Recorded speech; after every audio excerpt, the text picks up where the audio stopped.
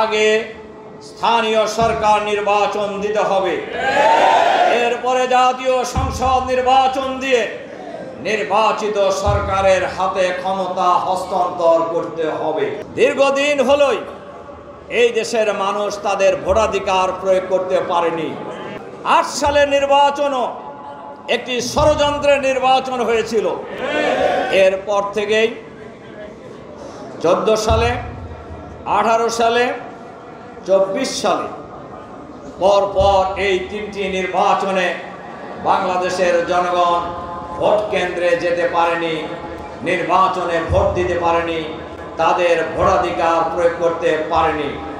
ফ্যাসিবাদের পতনের পর বাংলাদেশের মানুষ অনেক আশা নিয়ে বুক পেতে আছে।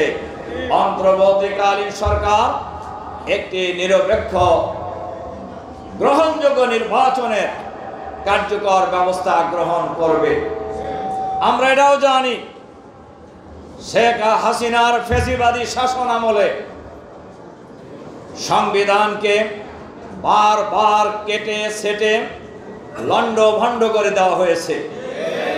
আমরা বলেছি একটি ফ্রি ফেয়ার ক্রেডিবল ইলেকশনের জন্য যে প্রয়োজনীয় সংস্কারের প্রয়োজন, এই সংস্কার করেই আগে স্থানীয় সরকার নির্বাচন দিতে হবে, এরপরে জাতীয় সংসদ নির্বাচন দিয়ে নির্বাচিত সরকারের হাতে ক্ষমতা হস্তান্তর করতে হবে।